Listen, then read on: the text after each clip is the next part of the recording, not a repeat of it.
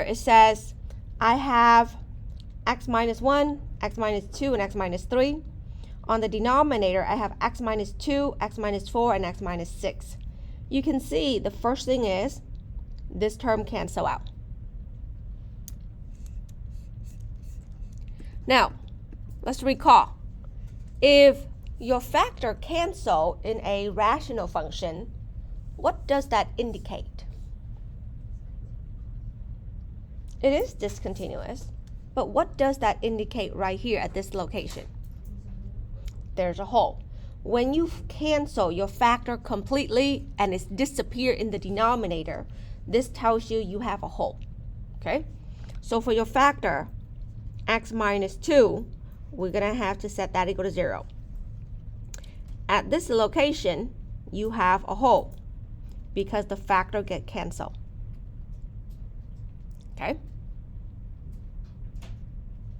Next, x minus 4. We cannot cancel those because there's nothing alike on top.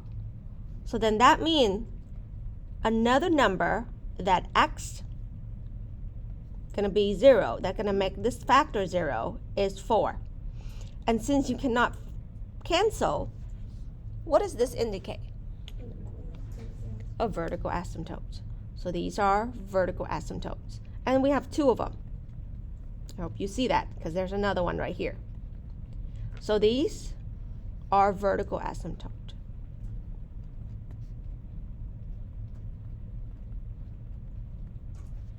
Okay.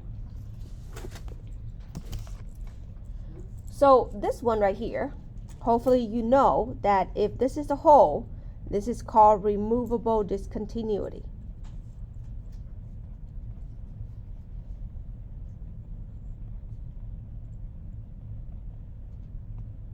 Yeah? And if you have a vertical asymptote, this is called infinite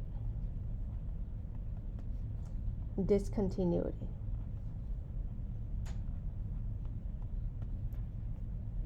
Okay, so those are the 2 names. Now, what does that mean? Well, it means that at these locations, you have discontinuity. Do you guys see that? So therefore, exclude all 3 of these, and then only look at the intervals where you have everything except these values, and your function will be continuous. Is that good? So this is what we're going to say.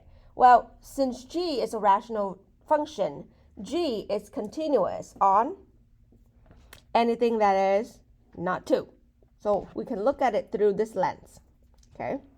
If I were to draw the x and y axis, like that, just draw a small one. Here's 0, here's 2, here is 4, and here is 6. At 4 and 6, I have a vertical asymptote, right? I have a hole right here. I don't know where, so that's why I didn't put a hole yet. Do you guys see that? But these are my discontinuity.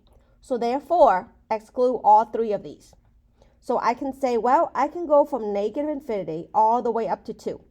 So I can go from negative infinity all the way up to 2. But don't include 2 because at 2 you have a hole. So put a parenthesis. So from negative infinity to 2, my function is continuous. You guys see that? Yeah?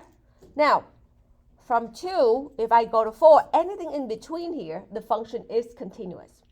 It's just not at 2 and not at 4.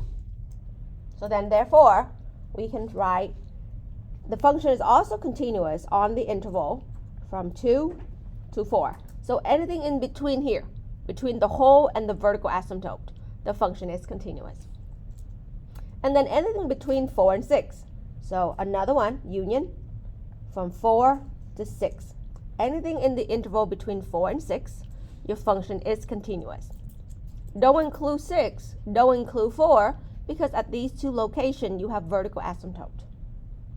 Now, what happened after that? Well, after that, you're going to have another one.